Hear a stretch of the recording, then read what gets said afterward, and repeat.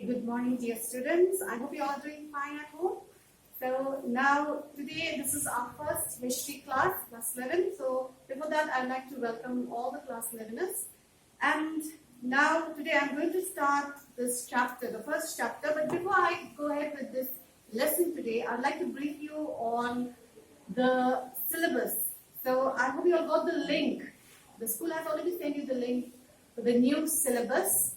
And I want you all to go through that syllabus. Please click on that syllabus and go through that syllabus because there are a lot of changes.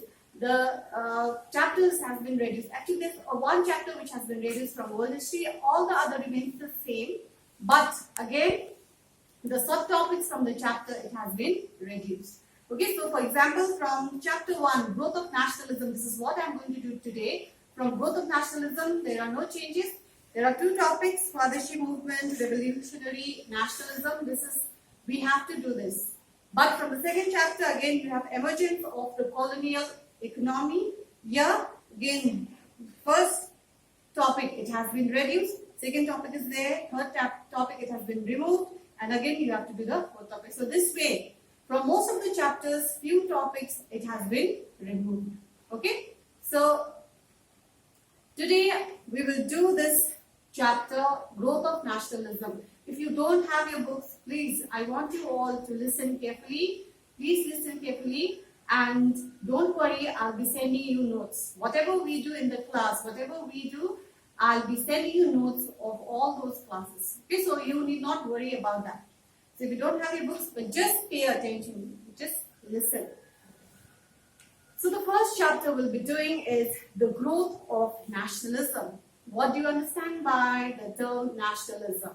So you have done this from your junior classes itself, starting from class 7, 8, 9, 10. You come across this word in history, nationalism.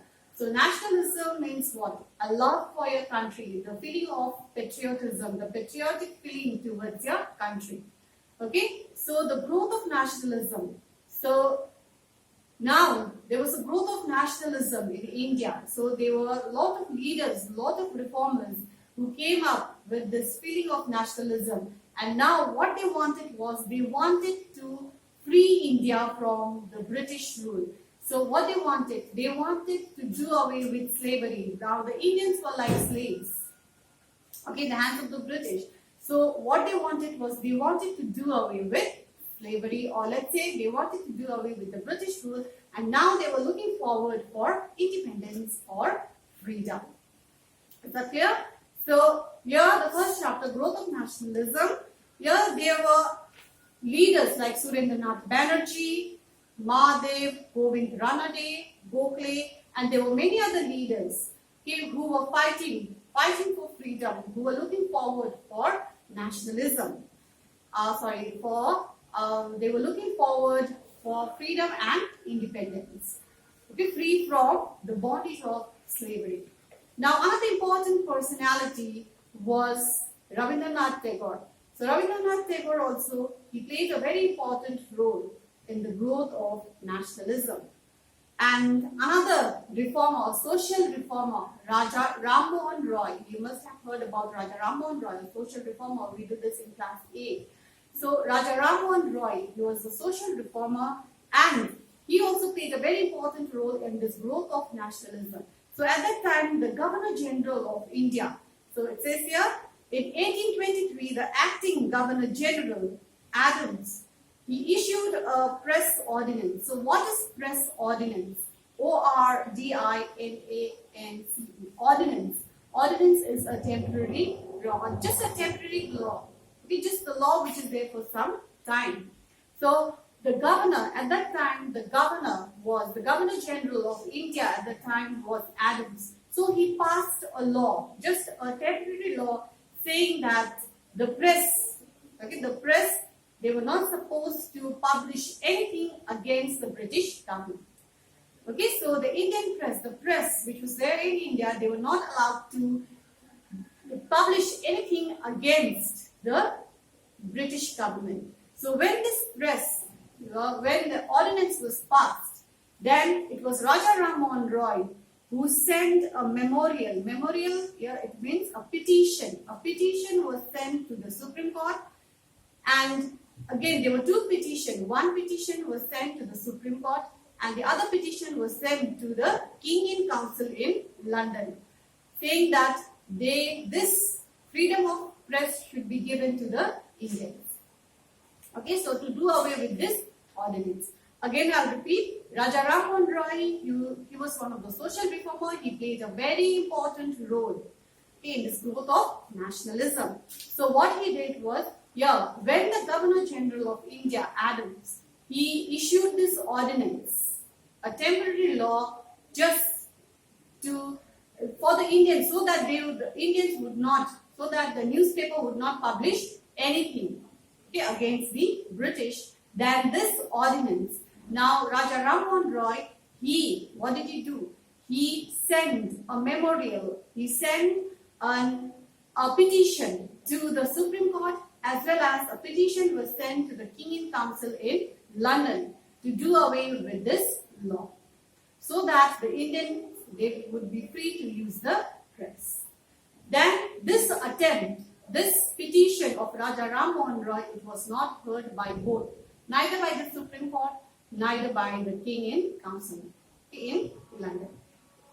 Then Raja Ram Mohan Roy, he also stopped the publication of journals like Mirat-ul-Akbar. So he was writing a journal, he was publishing a journal, Mirat-ul-Akbar. So what did he do? He stopped publishing this Mirat-ul-Akbar journal as a protest. And he also opposed the Jury Act of 1826, because this again, another act was passed by the British government, the Jury Act, J-U-R-Y. J-U-R-Y, this Jury Act. Jury Act of 1826.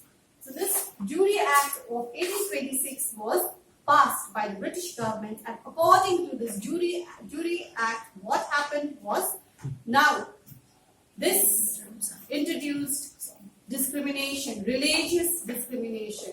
This introduced religious discrimination. Okay, so this Jury Act of 1826, this act, it introduced this religious discrimination. Now there were religious discrimination among the Hindus, the Muslims, and many other religions. So this act was also opposed.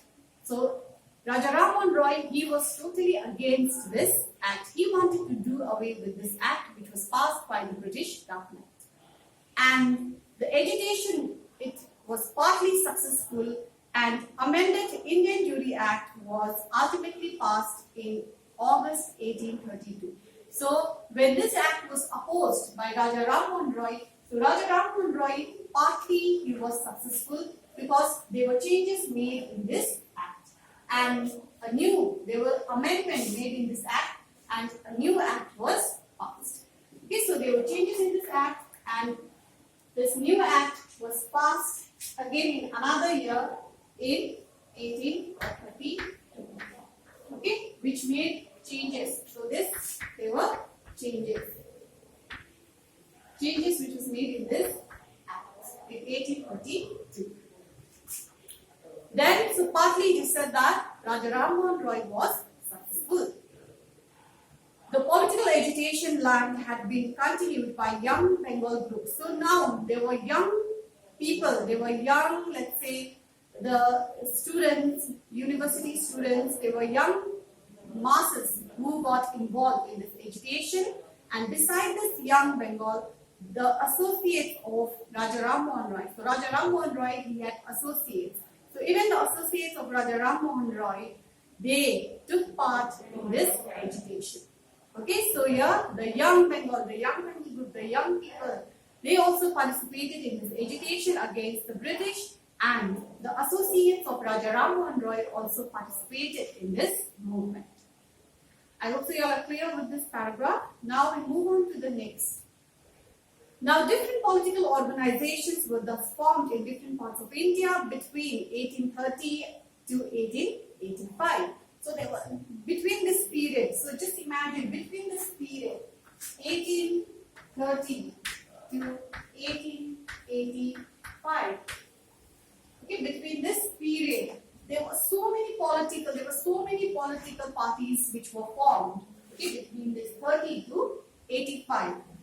Thus, in 1937, there were Landholders Society of Bengal, Bihar and Orissa. I think there is a mistake here. This is not 19, but it is 1837. There is a printing mistake, 1837. Again, 1837, the Landholders Society of Bengal, Bihar and Orissa, it was formed. And there were other two associations which were formed in Bombay, and again another association which was formed in Madras. So they were known as Bombay Association, Madras Native Association. So between this period, there were so many political parties, there were so many associations, there were so many organizations which were formed. And in 1837, there was an association which was Society of Bengal, Bihar, Orissa, which was formed. And again, another two organizations that was formed was Bombay Association, Madras Native Association, but what happened? All these associations, it became a failure. It failed. And now these political associations, it failed to satisfy the common people. Because the people were not satisfied with all this associations, organization, because it did not prove to be any help. Okay, it was not helpful. So again, so these associations which were formed were under the control of few upper class people, rich people, upper class people. So the common people, okay, the common masses, okay, they did not benefit from this association because it was only for the upper class people. And again in 1875, a new association, Indian League, was formed in Calcutta to stimulate the sense of nationalism in the mind of people, but this association also did not last for long. Again, in 1875, again in this year, 1875, another association was formed, and that was the Indian League.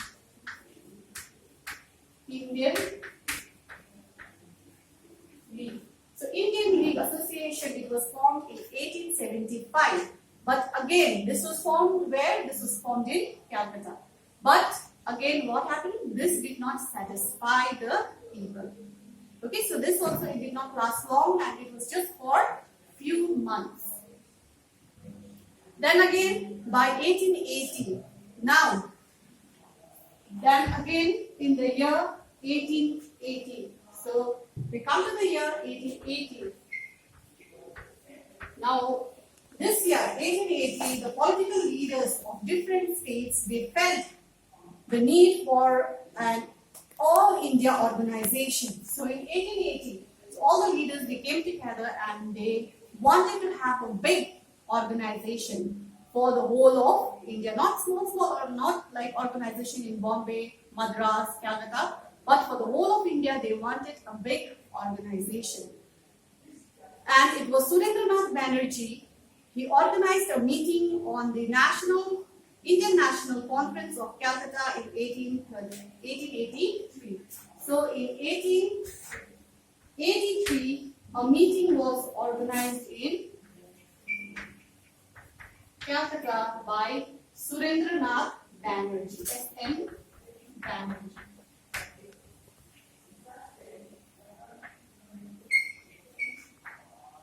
Okay, so Surendranath Banerjee, he organized a meeting. He organized a meeting with most of the leaders in 1883 to have a bigger organization, All India Organization. And this meeting was held in 1883 in Calcutta by Surendranath Banerjee. Then ultimately, the National Congress was formed in Bombay in 1885. This is very, very important. This is very important. So, 1885. You have done this in class, you must have done this in class 9 and 10. 1885. What was formed? The Congress, in National Congress. National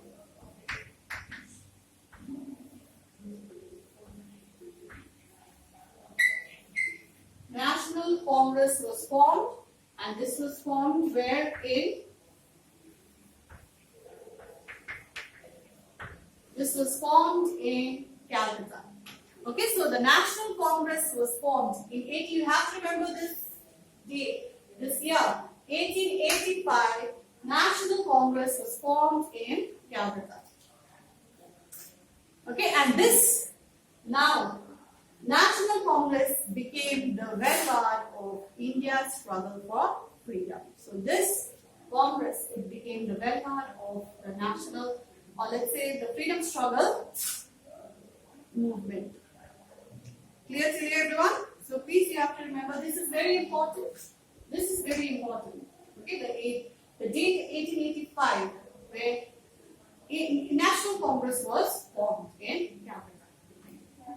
In the beginning, the Congress was not anti-British in its attitude. On the contrary, it expressed its loyalty to the British government.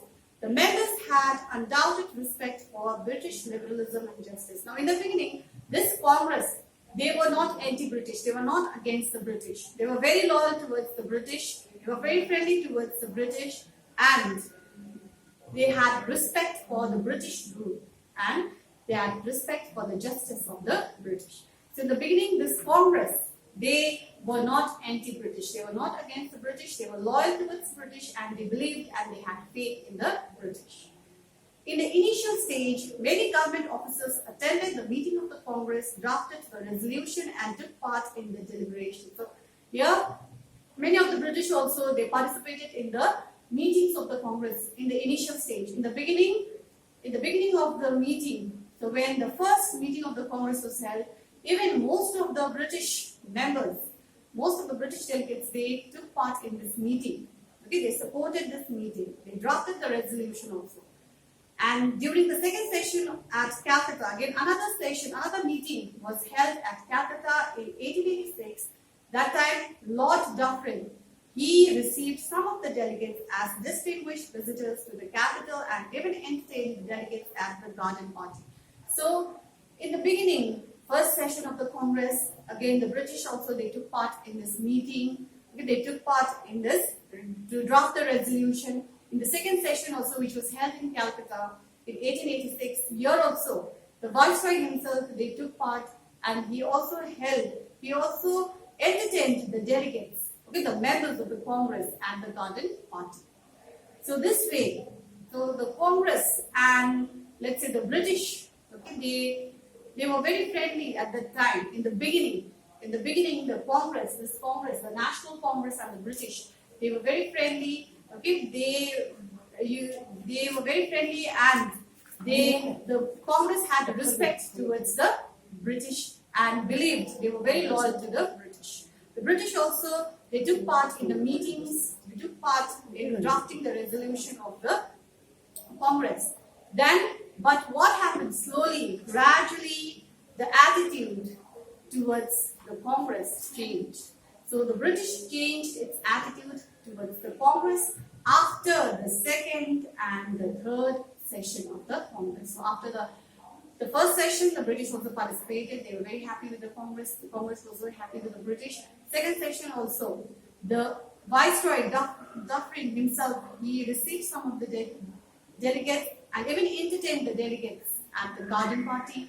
And after the second and the third session meeting of the Congress, the attitude totally changed. Okay, the attitude of the British towards the Congress, it changed. Now, the Congress leaders, they were known as moderates. Moderates, we have already done this. Moderates, the assertive, the extremists. Okay, the moderates and the extremists.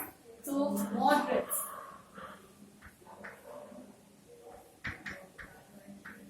Moderates. So, who were the moderates? So, moderates, the Congress leaders. Okay, the Congress, again, they were divided into two later. Okay, not now, but we'll do that later. The Congress were divided into two, the moderates and the extremists. So the moderates, they followed the policy of prayer and petition. They were loyal to the British. They believed in the British. They believed in prayer and petition. They did not want any kind of violent method. So these moderates, the the moderate leaders of the Congress, they were very loyal to the British and believed in prayer and petition instead of violence. Their demand included all constitutional reform. Again, they just wanted some changes in the constitution, just constitutional changes. So they were not looking forward for independence, or they were not looking forward for freedom. Just few changes where they wanted the Indian members also to get upper posts. Okay, few changes here and there in the constitution, but not full independence. Thus, slowly, nationalism reached a new stage by the end of the 18th century. So, by the end of the 18th century, slowly, nationalism, it reached a new stage. India now had a large number of political leaders who had experience in political agitation. In England, the liberal leaders like Gladstone was no longer in power. The political situation had also changed. Now, slowly what happened? Now there were new leaders who were coming up in India. Okay, and because of this, there were so many changes in the politics. So the education also took a new turn. So there were new leaders coming up. The education took a new turn. Now the leaders were they were gaining more and more experience. And in England also, the Liberal Party was no longer there. And the leader of the Liberal Party, Gladstone, he was also no longer there. He was removed from power because in England, another party came to power. And Gladstone, he was removed from power because before, when Gladstone was there, he had some sympathy for the Indians. Okay, when Gladstone was there in England, he had some sympathy for the Indians.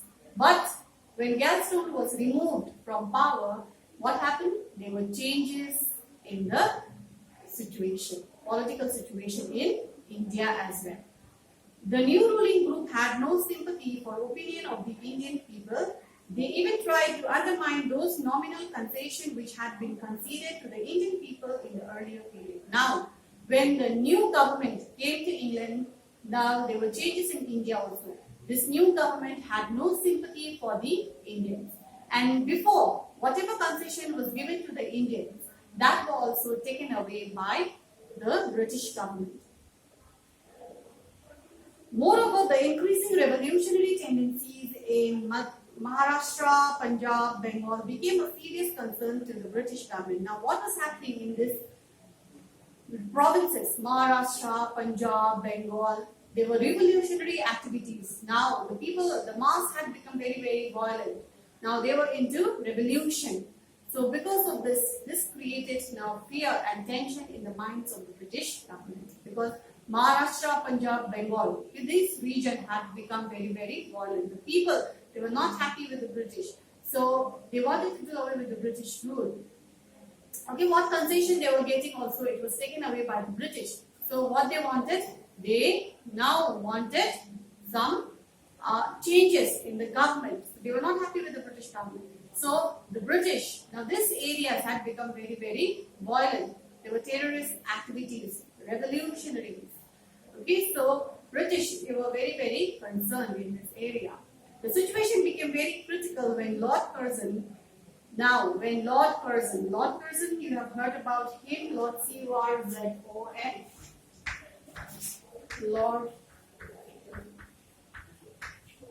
Lord Curzon, when he came to India as the Viceroy, now there were a lot of changes. He had no respect for this Indian National Congress. So he did not have any respect for the Congress. Okay, so Lord Curzon, when he came to India as the new Viceroy, he did not have any respect for the National Congress. The Congress, remember this party, the Congress party which was formed in 1885. So he did not have any respect. And again, Lord George Hamilton. So Lord George Hamilton, he was the Secretary of the State for India at that time, and he was also against the Congress, and he had written a letter to Lord Curzon, saying that he wanted to control the activities. Okay, so the British government has to control the activities of the Congress. Okay, so like they wanted to do away with the activities. Because the Congress, they were putting up so many activities, they wanted so many changes in the constitution. And now, here George Hamilton, he wrote a letter to Viceroy Lord Curzon saying that he wanted to control the activities of the government, of the Congress. So in reply to the letter which was written by Hamilton, then what did Lord Curzon write was that my own belief is that the Congress is tottering to its fall. Now in his letter, in reply to George Hamilton, he wrote that what he believes is that, according to his belief, Congress, they are about to collapse. Okay, they are tottering to its fall. They are about to collapse. And one of my greatest ambition, so what was his greatest aim? While he was in India, it was to assist it to peaceful demise. That means he wanted to help the Congress to its demise. Demise means to its fall or death. That means he also wanted to demise the Congress, or he wanted the death of this Congress party. Okay, he wanted the Congress party to fall. Okay, this is what he wanted. That means now, after the new party came to England, there were a lot of changes in India. Okay, the new government had no sympathy for the Indian people, especially when Lord Curzon came to India as the Viceroy. He wanted to make a lot of changes. He had no sympathy for the Congress party because this Congress party was the only party which was fighting against the British. Lord Curzon and his activities. So this is the next topic, Lord Curzon and his activities.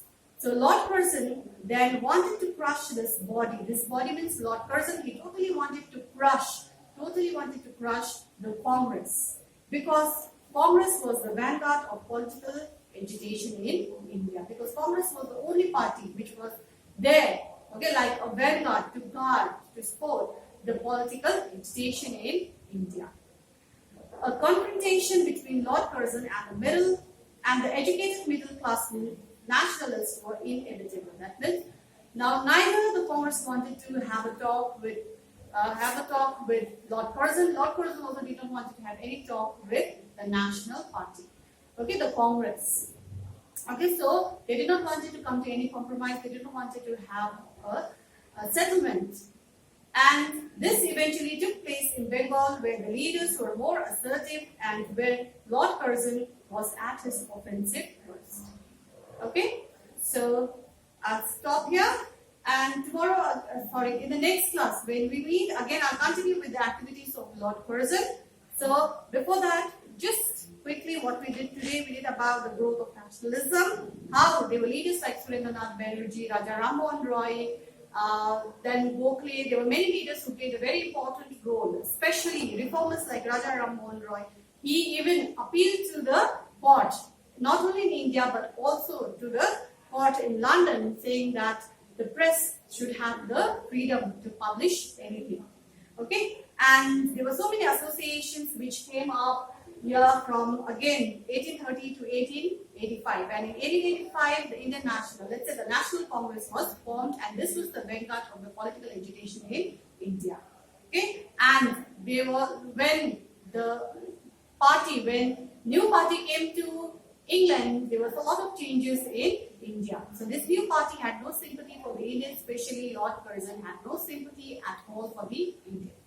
And again, Lord Curzon, he came up with a lot of activities against the Indians. So this is what we are going to do tomorrow. So your homework is just to go through whatever we have done today. Don't worry if you don't have your books, I'll be sending you notes. Okay, whatever we do in the class, I'll be sending you notes and you can go through that notes. Okay, any question, any problem, please, you can WhatsApp me in my personal number. Is that clear? So, your homework is just to go through whatever we have done today.